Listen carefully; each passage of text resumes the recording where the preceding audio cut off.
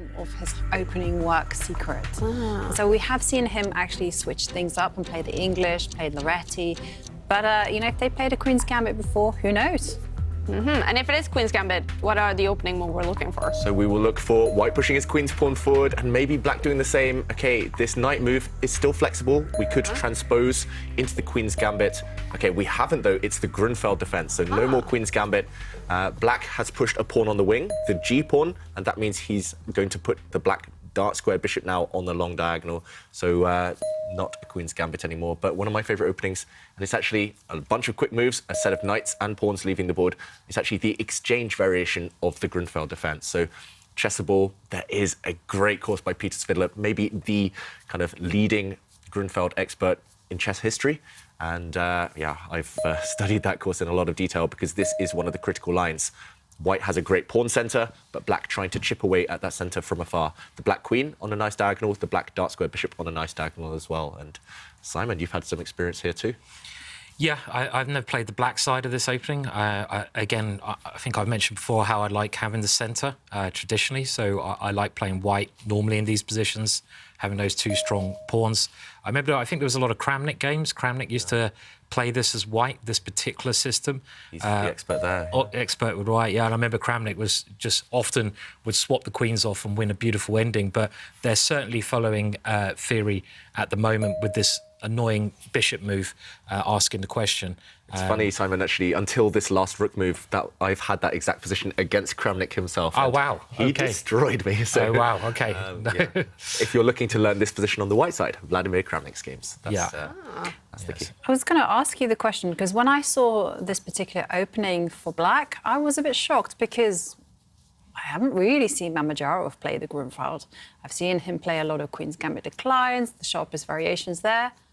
But this doesn't kind of suit his philosophy, right? He kind of is a bit of a renegade. He goes, you know, he marches to his own drum and creates fiery ideas from nowhere. Yeah, I mean, he has played the Grunfeld, at least in the past, maybe when he was a lot younger, quite a lot. But these days, he doesn't want to go down the main lines. He doesn't really want to go enter all these forcing variations where it's just a memory test. He wants to be creative. So you're right there, Jovanka. Maybe Mamedyarov was trying to play mind games with Ding. Maybe he assumed Ding wouldn't go into one of the main lines because he's got the candidates on the horizon. But this is one of the most critical variations. So maybe he's doing Radjabov a favour, but I don't think Radjabov plays the Grunfeld. Radjabov used to play the Grunfeld a lot. Okay. And with white, Radjabov often plays 1d4. So maybe he's helping his countrymen out. You know, he's kind of saying, hey. Ahead of the candidates next month, where Radjabov will be playing. Oh, that's interesting. Yeah, OK, I'm going to be looking out next month in June. Radjabov against Ding. Is it going to be a Grunfeld? Is he going to learn something from this game? And meanwhile, look at that white pawn on the d6 square. So far advanced now. That pawn is either very, very strong or it's a weakness and it might drop off the board later. So the evaluation bar, let's keep an eye off that for now. Let's ignore it because when I analyse these positions with a computer, they always say white's got a bit of an advantage. But actually, it can change completely in one move. And Simon, I know what you would love to do in this position. Yes, again, I mean, it's always me pushing this pawn, isn't it? But it's... do you want to push it? Do you want to suggest it? Do you want to have a go? No, you suggest it. I'm very happy to pass over Harry Tuve today. I mean, in general, it's just a very normal move in the Grunfeld. It works a lot better when you've controlled the centre of the board. So here, I'd say white does have good control of the centre, especially with this fawn of a D pawn right in the middle of black's position. And if you control the centre, you can do more outrageous or aggressive ideas on the wing. So the move played is also very standard, trying to get rid of the defender of black's king. Let's say that bishop retreats into the corner, trying to keep the bishop to defend the black king. Now we can certainly consider launching the H-pawn, and this just has the one idea of opening up the H-file for the rook, bringing the queen in later on, checkmating. And, well, this would seem like a very normal way to play, wouldn't it? I assume. Yeah. Just to show some moves after a trade here, all you need to do is somehow evacuate this square, bring the white queen in later. And, wow, we could be heading in this direction. There's always flashy ideas, such as moving this bishop and then getting the queen in. Look at this open line as well towards the black king. It's almost checkmate in a lot of these variations. I've been checkmated dozens of times. Here it comes. And here it comes. Here it comes. Yeah, this white pawn push It's This inevitable is now. called Yeah. the Harry attack, right? The reason I asked this is because we have a nice tweet from Turkey who says that their goal in chess is to destroy the Harry attack. So everyone knows me as the Harry attack destroyer. I like those kind of colourful Was that the words. country of Turkey? Everyone in Turkey? No. His name's Turkey. No, it was with an I. It's Okay. at the end. Turkey. Okay. Turkey. Yeah, Turkey. Just remember, everyone at home, this is most effective. I mean, it's always effective pushing the h-pawn, but it's most effective when your opponent has this structure, this triangle, because then with your pawn push, you can chip away and erode that structure. Very, sorry, Dave. I was going to say it's very brave of Mamedyarov to play this way. I don't think it's so brave for Ding to play as white this, because this is quite a common idea. But for Mamedyarov to play this, he wants to. Well, it's not typical Mamedyarov in a lot of ways. He's trying to unbalance the position with the black pieces. So by now getting some counterplay, but Yeah, it looks like he's playing on the wrong side of the board. He wants to push this pawn black. Maybe he wants to develop his bishop to this square, hit white centre, but surely the action is taking place around the black king. It's just going to be a race here in a way. White's attack against black's kind of threats on the other flank, on the other side of the board. But yeah, as I mentioned, I've lost too many painful games myself on the black side of this type of position. I would be terrified, especially with an attacker like Ding coming at my king. So, maybe it's worth showing just one nice pattern, how you can try to checkmate with a rook, bishop, queen and pawn. I mean, I'm not going to play very good moves for black, but I've seen some great games, especially of John Nunn doing this tactic. And let's say knight b6 is h5, knight b6, and I think h5 has been played. You take on g6, and now black takes with the h-pawn, otherwise the structure's bad. And there's a lovely move here, bishop f8, which I don't know if it works here, but this kind of idea is one of the beautiful ways you can try to attack. And it's useful knowing these attacking strategies when you're playing this way, so you automatically know the right ideas. And if that bishop is taken, the queen will dive in. So it's these little ideas. And we could even, for example, it doesn't work as well in the actual game because black's knight defends the bishop from coming in, and I expect black has to take with the other pawn here. It looks far too scary, surely, to take with the h-pawn. I mean, you can't take with the h-pawn here, can you? No. Just to show this idea, this would end in checkmate. The white queen coming in, trapping the black king. So to go back to the current position, yeah, Simon, as you mentioned, taking with this h-pawn completely opens up this line. But the rule in the Grunfeld is if you can take with this pawn, you should. You always want to capture towards the centre, but the other option, capturing away from the centre, is safer here because at least this pawn acts as a guardian. However, now this black king later on this diagonal is going to be very, very weak. For example, if, let's say, we make a move, suddenly the white bishop might land on this diagonal, and he has... I can't believe he's done that. What a brave foolhardy. I mean... Tinderbox, right? You know, he's just waiting for Ding to strike a match. It's all about this line now, the open H line. Okay. We definitely have fire in this game. From both sides, from both players, we should mention. Ding trying to light the fire, but Mamedyarov allowing him to. And yeah, if you could somehow swap the queen and bishop round, if you could swap their places, it's just going to end in checkmate. Maybe we could show why that bishop idea doesn't work as well here. So white would like to play this outrageous bishop move, but now that the knight is there, the knight can take that bishop. And if we move the queen in, well, you can move the bishop to any square pretty much, but here, and the knight does a great job of defending the checkmate. I mean, saying that, ideas like this are always there, and they're very dangerous with the queen and rook lined up on the open file. So it's something you have to watch out for. Yeah, I just got to mention this rhyme, Simon. Knight on f8, there is no mate. So great defensive square. So that's why I think Mamedyarov is pretty confident. I'm not sure he should be, but he's pretty confident in his defensive chances because his knight is within range of its key defensive square. Still, Ding has to be very creative to break through and deliver a checkmate. It feels like it's close, but not yet. So we definitely have fire in this game. We definitely have fire in the quarterfinals. All of the matches ended with decided games in the first round. Eventually, as you can see, Praggnanandhaa was able to win game 1 against Wei Yi. So we do have 4 players in the lead in their quarterfinal matches.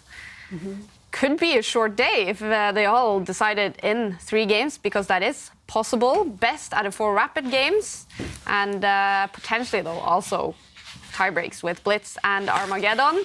But 4 players will have to make comebacks to make that happen. What a start to the knockout stage. I know. It's unbelievable, actually. I have to say one thing about Praggnanandhaa. You know, at the Oslo Esports, he kind of made it a habit to either win a match in 3 games or lose it. Wasn't that strange? All of his matches after 3 games. 8 days and, what was it? No, sorry, 7 days. And every single one of them decided in the minimum time possible. I mean, that shows he's either attacking very well or he's not defending very well. So, well, most of those matches he did win as well. And that must be a sign he is a very fighting player. Yes. Yeah, you always are when you're young, but him especially, Praggnanandhaa. He doesn't necessarily show it in attacking all out, but as we saw in his last win, I mean, it took him more than an hour to win. He's happy to grind things out and squeeze every point out of an endgame. So, yeah, Praggnanandhaa starting well. Wow. Yeah. And whilst Ding is thinking about how to continue his attack, well, we have 2 competitions today. We have a selfie competition for some really awesome prizes of some signed goodies from Anish Giri. And we also have a quiz of the day where we're asking, what is your goal in chess? Chessable course is the prize there. And for the selfie competition, I have to share with you, there's a really nice selfie from Floey, who says, we're supposed to be studying for our upcoming maths exam, which is tomorrow, by the way, but we couldn't just resist. Chess is in the air today. They're like balancing on a playground equipment. I think it's a swing. Thanks for keeping us company during this stressful exam period. Such a cool picture. You know, they're balancing on things and they're playing chess above the swing. I'm very impressed. I'm very impressed with their dexterity. I mean, it's such a cool photo as well. So thanks for watching, Floey. And and good luck on the exams. Yes, of course. Good luck. And Abhishek says that they are doing the dishes tonight to make up to their upset wife for watching the Chessable Masters alongside. Shh. Don't tell her about it. We won't. We definitely won't. And a big hello to you and your wife, and hope you enjoy. Hope you can finish doing the dishes quickly. Yes.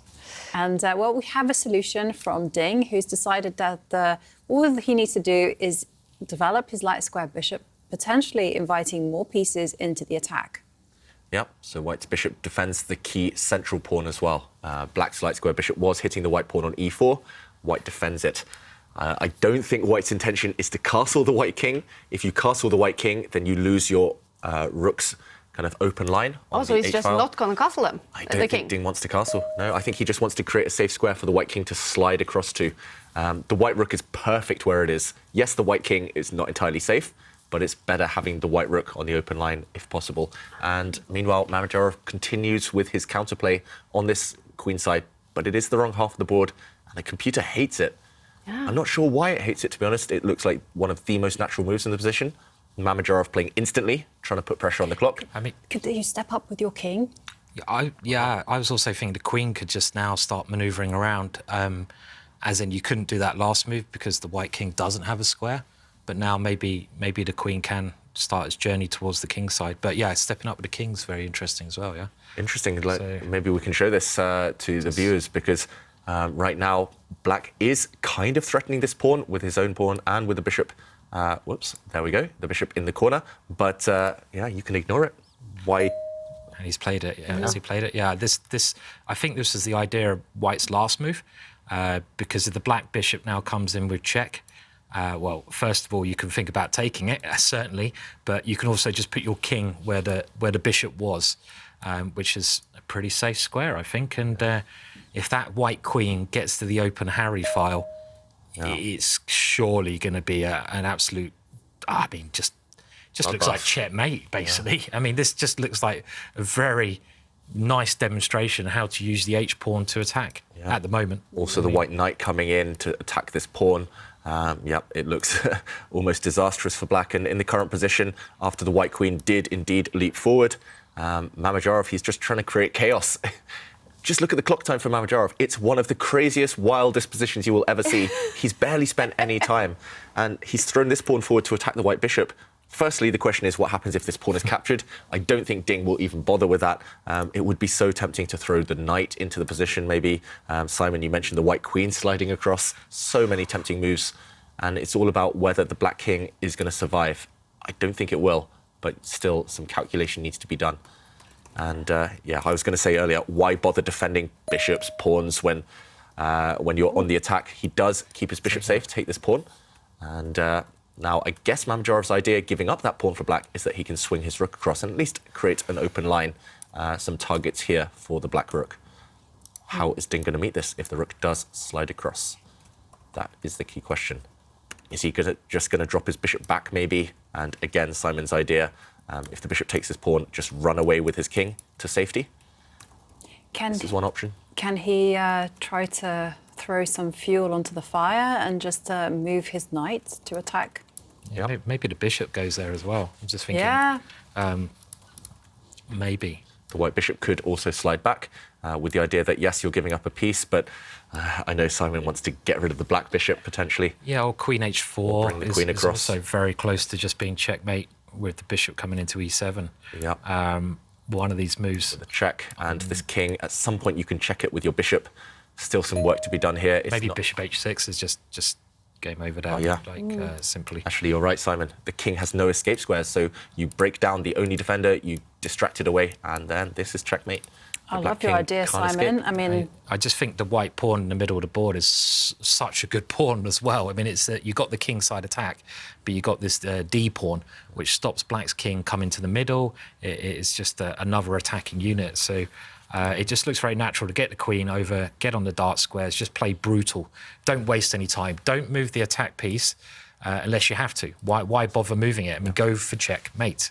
If you can. I mean, with that logic, Simon, if you want to bring your queen across anyway, then maybe you don't even need to... OK, he does jump forward with the knight. Also looks very tempting, of course, but... So checkmate in one threatened. If the white queen can take this pawn, it's defended by this knight, and the black king is trapped. So how do you stop this? If the black knight jumps into the centre, OK, this bishop blocks. If the black knight jumps in, you can distract the black knight by pushing your pawn forward, attacking these two rooks, and if the black knight takes this pawn, checkmate. But the evaluation bar really doesn't like what Ding has done. And in the current position, this pawn attacked, Mamedyarov simply blocked it. He brought his bishop forward, and maybe the reason is because now it's harder to move your bishop out the way to get your queen across. This bishop is in the way of the open file. Maybe the white knight as well, in the way of the bishop in the way of the queen. Maybe it was a bit clumsy. Yeah, no, it was a nice... I think he only saw the line that you kind of indicated with the decoy of the knight, but this move somehow keeps it all together for black. These two pieces, key defensive pieces, can Ding distract them, get them away? Yeah. And I also have to share with you a kind of very curious goal that our guest on day 2 has, Carl Portman. Hello, Carl. He says that my dream in a chess game is to castle giving instant checkmate. Have any of us on the panel done that? No. I've seen some streamers do it online, but I don't think I've ever achieved it. My proudest castling moment was castling queenside on move 37. And my opponent resigned a few moves later, but that's the latest checkmate. But it wasn't latest castling, but it wasn't checkmate. Simon. I'd love to. Same as Carl. I would love to castle and give checkmate. I mean, like, it was quite fun. I remember there was a very famous game. I think it was Lasker or someone who gave checkmate by moving his king. But he could have castled and given checkmate, and I'm just like, why didn't you castle and give checkmate? Why did you move the king? I mean, this famous game with some taking on h7. Yeah, I think it was Lasker. The black king walked to g2. Yeah, and he didn't castle and give checkmate, and it's like And have you done it or like? No, I hadn't even thought about it. Actually, it hadn't been a thing in my mind. So, something to do. Actually, would that be like a checkmate? A little bit hard to actually discover because it's just so strange. It'd be very hard to achieve, I think. Yeah, I mean, like there are a couple of cases of it, but it's extremely rare. Extremely rare. Probably 1 in a million, right? Yeah, literally 1 in a million. Yeah, that occurs. Maybe even more. Yeah. So So normally you castle your king early, so you kind of lose that option. Normally you've already moved your king or your rook earlier in the game. Yeah, so like move 37 before you castled in that game. Yeah, that was against Jon Ludwig Hammer. Shout out to Hammer on TV2. Yeah. And I managed to win that game. Nice. He kind of jumped back in his chair when I castled. He probably forgot it was still legal at that point. Yeah. Move 37 is quite late. And it was an endgame. It was just kings and rooks on the board, and I just castled and smiled at him. Wow. But, OK, meanwhile, the white bishop that was under attack, it has taken a step back. That feels like a step in the wrong direction, maybe. Or has gone over to Shahriar Mamedyarov's side, I have to say. And the clock is definitely in his favor. There's a very famous case, actually, of Magnus Carlsen castling against, I think, Sergei Karyakin.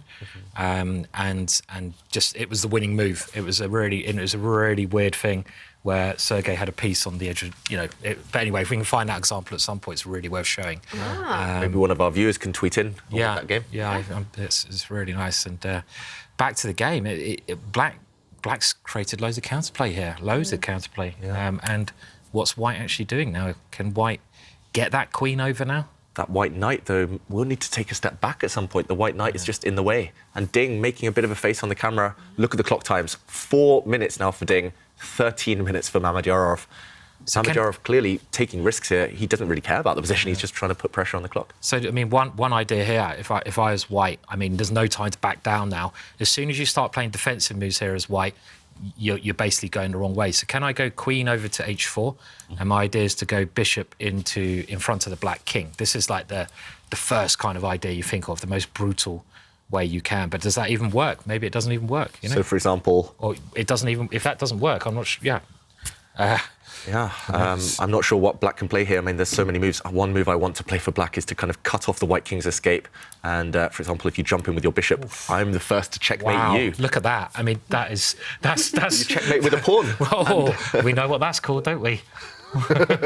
You can tell us, Simon. Pawn power. Pawn power. Oh, it has a name. I know, I've forgotten it now. So what was it? It's to do with David. What was it? Who does David slay?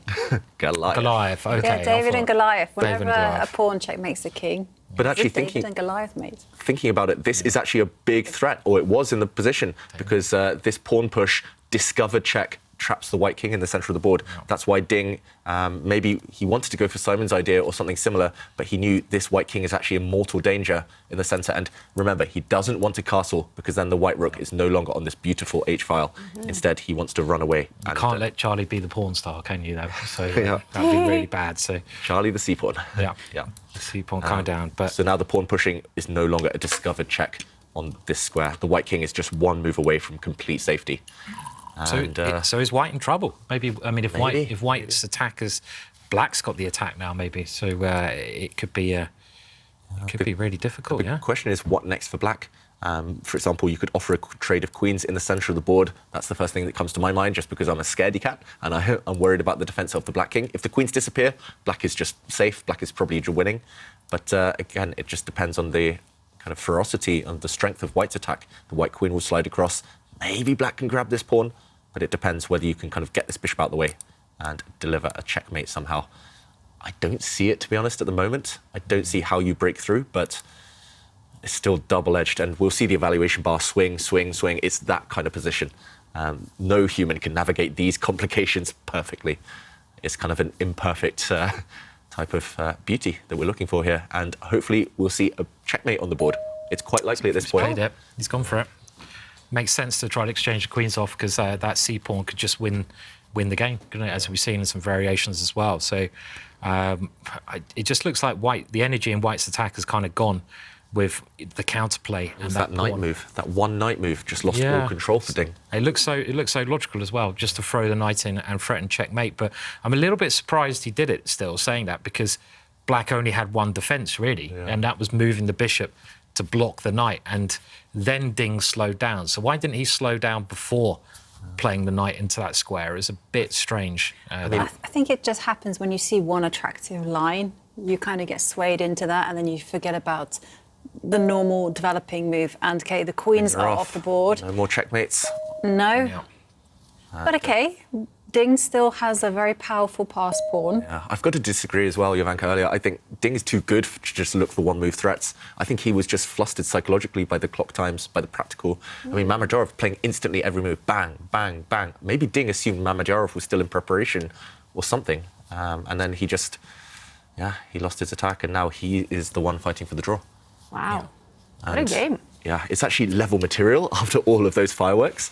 But the reason we think Black is in charge here is Black's far advanced pawn is pretty strong. The White King may be slightly open on some diagonals. White's far advanced pawn is likely to drop at some point soon. And also the clock times. And it's all about the clock. Almost 10 minutes up for Mamedyarov. He is thinking right now he has to make a comeback because Ding did win the first game. And in the other matches, Praggnanandhaa is in the lead against Wei. They are now playing game 2, Bar in the middle.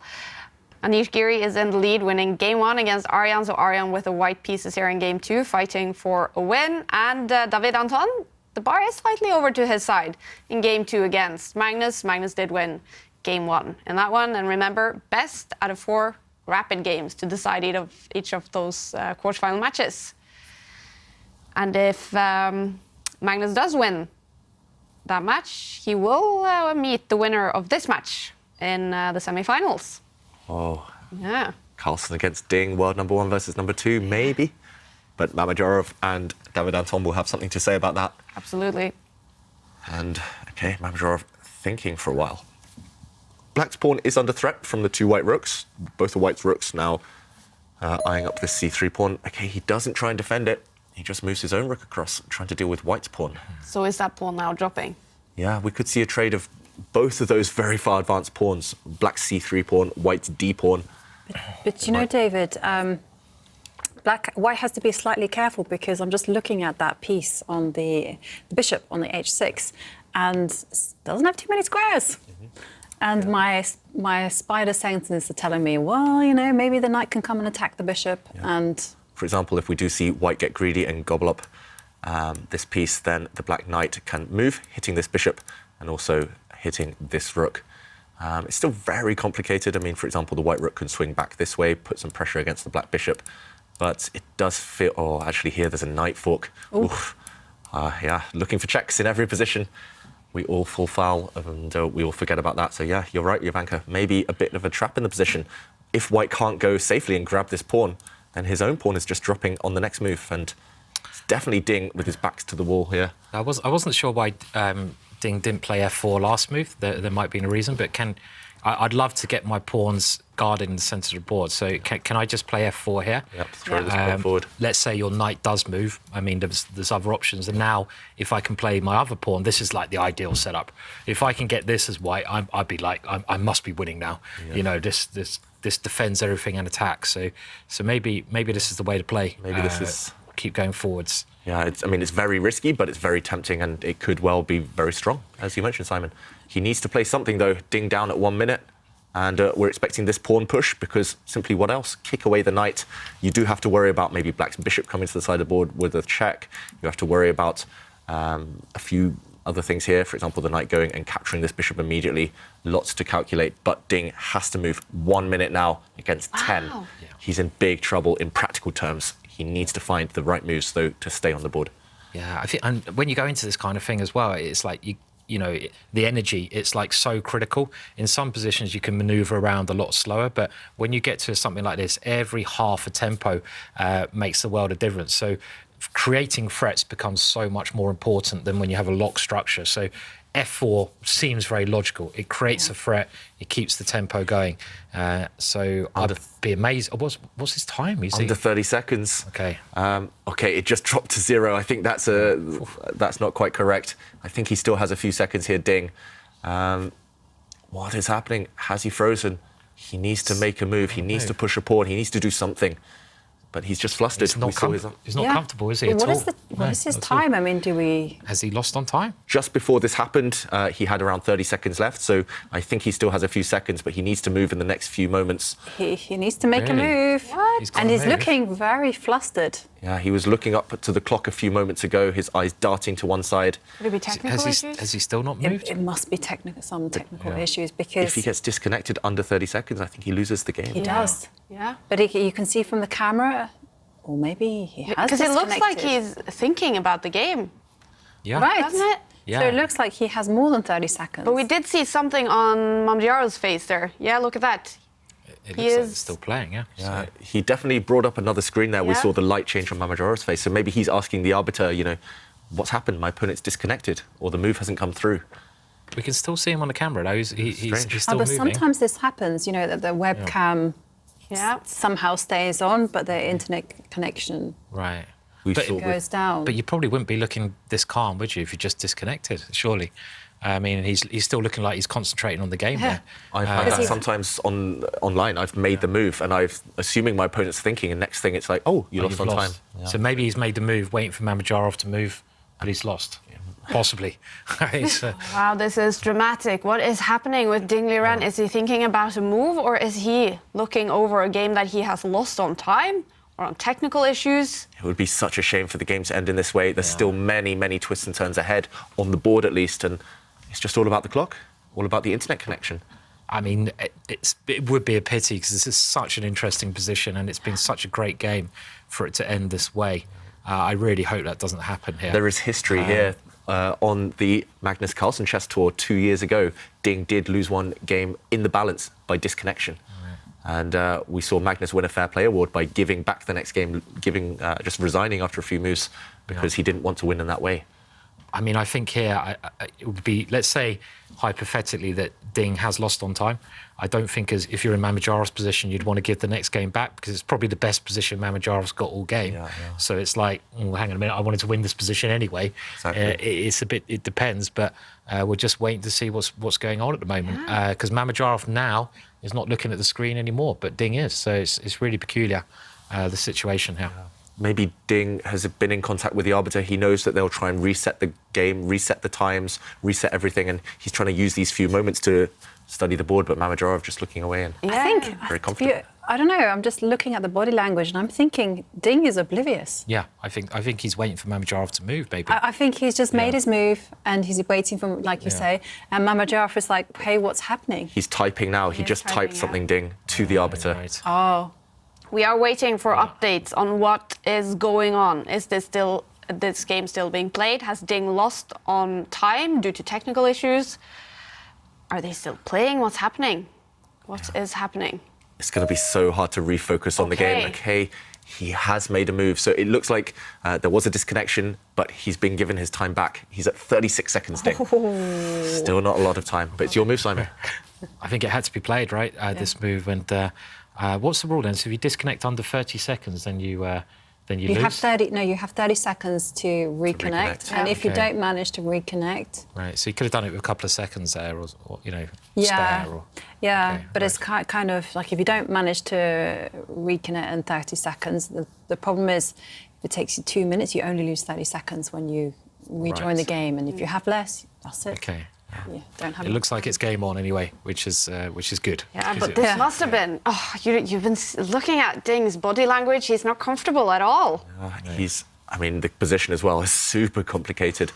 It's just about whether he can brush that off. We did see him focusing, though, maybe having that extra minute or two during that kind of disconnection. Maybe it's going to help him. I can remember some really dirty tricks being played in one tournament I was playing. It's a rapid play tournament, and I had to change the rules because of this. So it used to be if you made an illegal move, then your opponent gets time added to their clock. And I saw this one guy, and he was like in a very tense game at the top of the tournament, and he was trying to calculate, but he only had about 30 seconds left. So he made an illegal move, and then you have to wait until the arbiter comes over. The arbiter then has to add time to the opponent's clock, and then you take the move back and you start the clock again. So while the arbiter was coming over and doing this, he was just like, he was using that time to get an extra 30 seconds for. And, that actually helped him just calculate the position. So it's quite smart. I've seen that a few times as well. It's quite a dirty shrewd, rule. Right, to have that kind of mindset. I'm not thinking about that when I'm playing chess. I'm not thinking about how I can bend the rules. No. Are you? No, not at all. I'm just thinking about how I can survive normally. But I also remember in the same tournament, the round before, I was playing someone, and this is the weirdest thing that's ever happened to me. I was like a queen and a piece down, but he had about 30 seconds left. But he was so nervous. He couldn't move his piece. So he was trying to move. I put him in check with like my remaining piece, and he's getting the king, and it was like this, and he literally couldn't put the king down because he was shaking so much. You kind of do feel sorry for him, but not really, because you want to win. And then he put the king down, he put it into check, so he did an illegal move.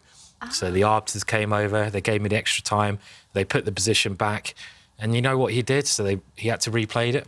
So he picked the king up again, and he did the same move again. He put it into check again 2 times in a row, and it's like he just completely mentally collapsed. Wow. You know, he just couldn't handle the pressure because he was winning. It would have been quite a good victory for him. There's quite a lot of people watching, and he just couldn't move the pieces. His hands were all over the place, and it was like, stressful. Stressful. I took the win anyway. You know, so it's a brutal game. You know, so. But yeah, no, it's a very peculiar scenario. But yeah, you do feel sorry for him. But yeah, I mean, I think nowadays the second illegal move is a defeat, right? Yes. So yeah. So if you make 2 illegal, the first one, your opponent gets a bit more time, and you get kind of a informal warning. The second one, game over. All the little children know this rule, actually. I can imagine. And they probably know when it was introduced, because I don't know. But, you know, they're there. Oh, illegal move. Arbiter, come over. Yeah. Have it on record. Maybe for Rapid and Blitz, is it just 1 illegal move? I think it's 1 actually. One, yeah. For long play, I think it's 2. For Rapid and Blitz, I think maybe it's to 1. stop those instance where you can actually play an illegal move on purpose to gain more time, which people do. You know, I mean, I don't think anyone here would do that, but I know there's some less unscrupulous characters out there. I remember there were some dirty tricks, like one that I heard that used to be done by a certain nation, they will be nameless, was that when your opponent was in time troubles, they would do this with their pen. They would like have this. Oh, really? Yeah, and it was just to, yeah, it would just be like there to stress you out even more. Right, yeah. I didn't even... Really? That's really dirty, isn't it? It is. Grab that pen and... It's like, just put it like, where the sun come on. Yeah, well, Make a move. I really want to know the nation now. So they were told to do this by their trainer? They were taught these dirty tricks. Wow, OK. I mean, you have to tell me afterwards. Yeah, OK. Yeah, lots of dirty tricks out there. Lots of gamesmanship, as we call it. But, OK, nothing dirty going on in this game. Ding is back in... he's back, he's connected, and, OK, critical moment. The bishop slides over, giving the white king a check, and, whoa, Ding goes in this direction, walking into some checks, walking into the line of fire. The black knight can jump in now with a check. Simon, you're shocked? Well, I expected the king to go the other way, where it looks a lot safer, because this invites... we can maybe just show this. It invites the black knight to come in with a fork, with a big check here. And I guess the idea is really nice. You want to take this knight off, and after the bishop comes in, we now get this pawn structure, which looks actually still beautiful for white, absolutely beautiful. These pawns controlling things. And Ding loves the initiative. He loves exchange sacrifices. So this is what he's trying to do. He's at all costs trying to get the initiative, I guess. This is the idea. But why didn't he go the other way with the king? I'm not entirely sure. Good question. I love this idea. I mean, it looks absolutely, from a visual point of view, it looks beautiful. Get those pawns going. And, I mean, what use is the extra rook if it's lumbered behind white's passed pawn? OK, to just go back and show the white king, it did indeed centralise, and I think we're heading in this direction. And the position you mean there, Jovanka, is, what use is this black rook? Just staring at a well-fortified pawn. And, for example, the variation, we could continue it. The black bishop under threat, doesn't really want to trade itself off for just a knight. But here, I think there are direct tactics. There might even be ideas, for example, giving up white's bishop for a pawn and really breaking things open. And this is the type of thing Ding is calculating with only his 40 seconds left after a check, another fork. We're going to see a weird scenario where white has 3 big, very strong pawns against black's bishop. And who knows which is better? Who knows who has the advantage here? And Mamedyarov... Probably a draw. Probably a draw. Well, yeah, but we'd all probably rather be white, though, in this position, surely. I mean, going back to that one, this position. I mean, or you know, even with the move played, but, you know, if black does go for the exchange, I'm sure it's much more fun having the initiative, having that pawn structure. I mean, no one here would want to be black, and you could after the connect 4 next move, just push your pawn forward, connect 4. Did someone tell me you were good at Connect 4? Is that, I don't think it's me. I'm terrible. Right, OK. I'm OK at Connect 4. Are you? Yeah, but I mean, you work it out, you know. That's the problem. And soon it becomes like... I remember working out noughts and crosses. That was about as far as I got, you know, with those ones. So. Good work. Cheers. Well, Chakriyan Mamedyarov, he is finally spending a lot of time ticking down to 3 minutes now. The drama is definitely going on in the quarterfinals. Bar all the way over to Prague's side in game 2. He could be about to go up by 2 points against Wei Yi. And the bar also all the way over to Nishigiri's side. In game 2, he could be about to take a lead by 2 points.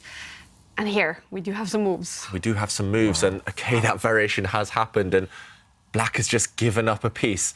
What is this for Mamedyarov? Giving away his bishop, the black dark square bishop. I'm trying to understand. White's pawn now. I understand this white pawn chain are really strong, but you can go and grab a piece.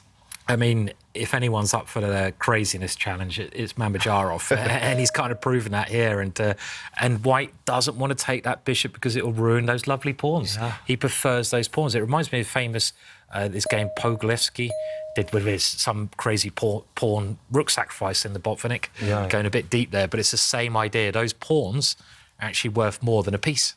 And what's this? Another weird move. These guys are maniacs, and they are really surprising each other, I think, on every single turn. White's just given a pawn away to deflect this black bishop, and now this very strong black pawn on the c2 square is too far advanced. You have to get rid of it. No, he doesn't even go for this again. They've surprised us on every move, and surely now, okay, the white knight leapt back, attacking black's bishop. Surely now you have to get rid of this black pawn before it's too late. It's incredible position, isn't it? Incredible weird position. Both players are just playing otherworldly chess. I mean, that's the only way I can describe it. I mean, it's really just strange moves.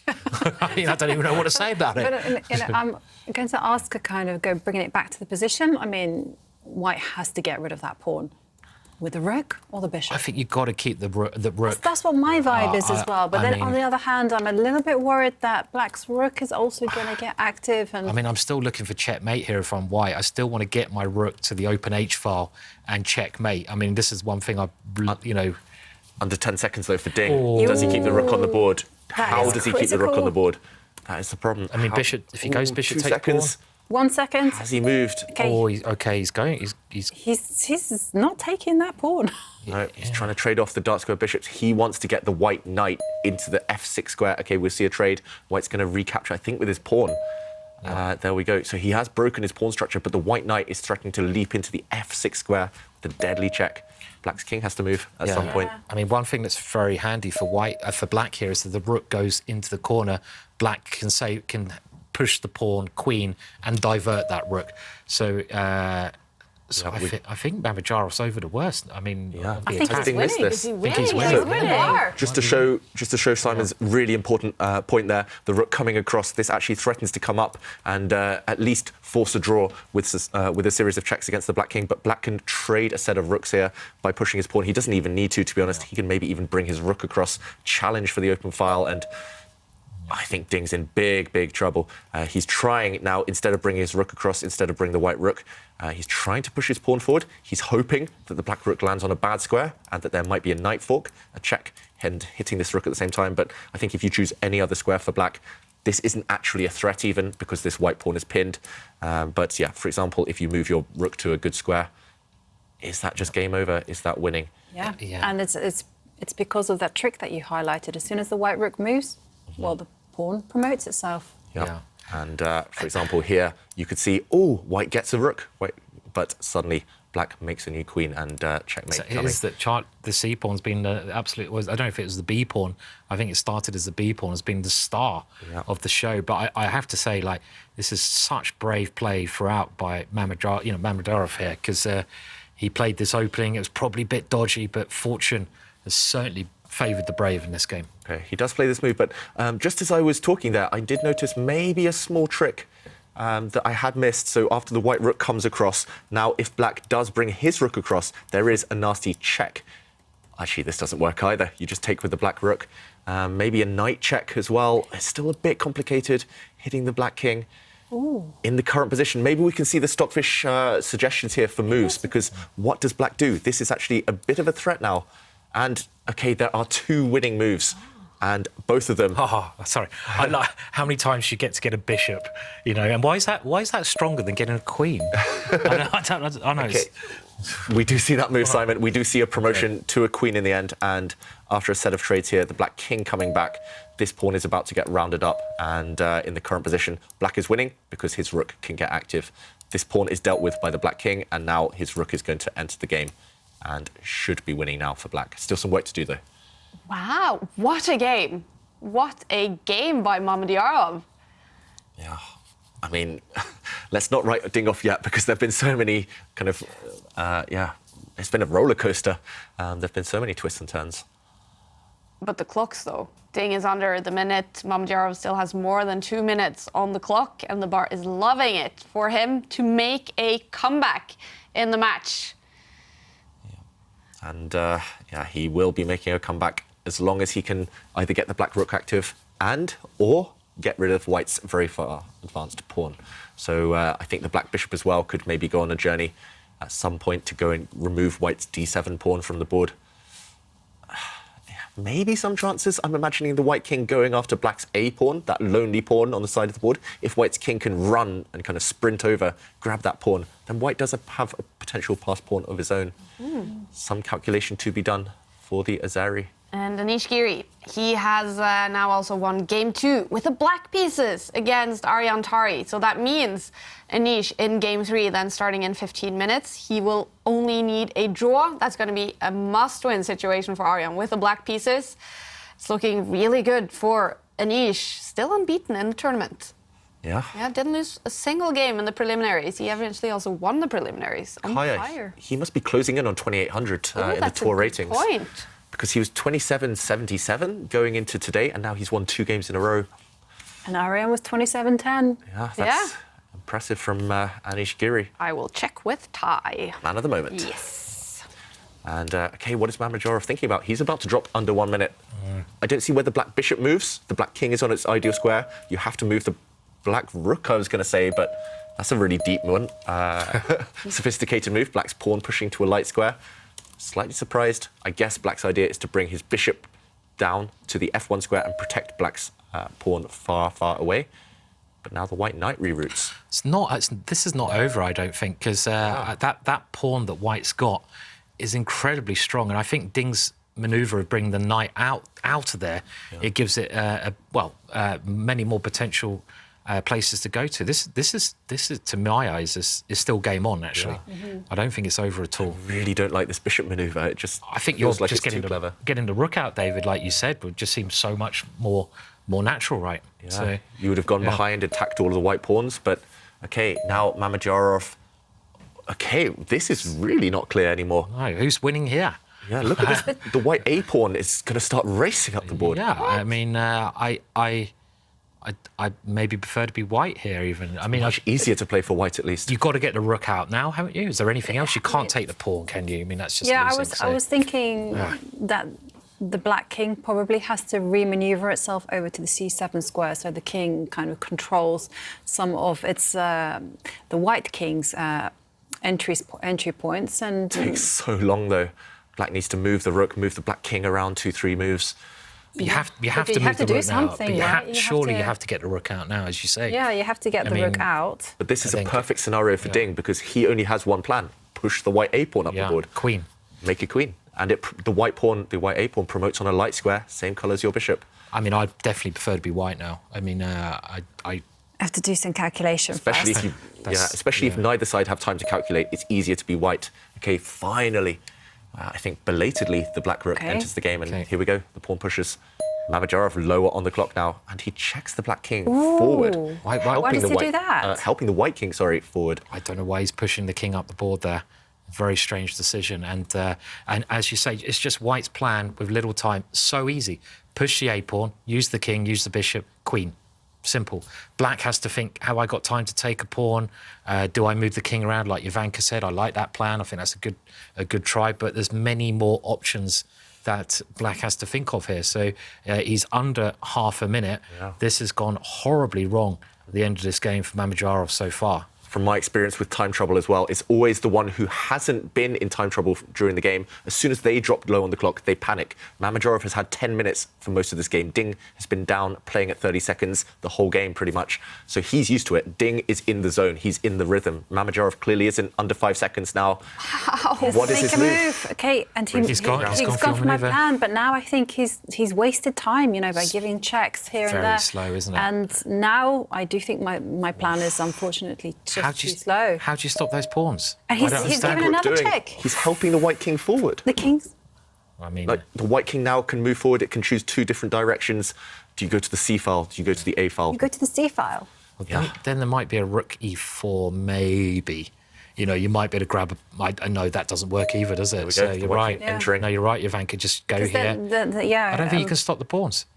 Well, the only way that I can see is that the rook goes to the A line. He should have come here 3-4 moves ago. The black rook. It could have started checking ages ago. Maybe queen now, and that's just maybe queening is just winning it. Yeah. There we go. He gives up one pawn to deflect the black king away. Yeah. Now the black king cannot stop the entry of the white king. It's just game over. It's game over. You can't stop the pawn. The bishop's going to block. The bishop can come in, support the pawn. Black's pawns can't move because that en passant. Look at Ding. He smiles, he sits back, sips some water. Yeah. Incredible game.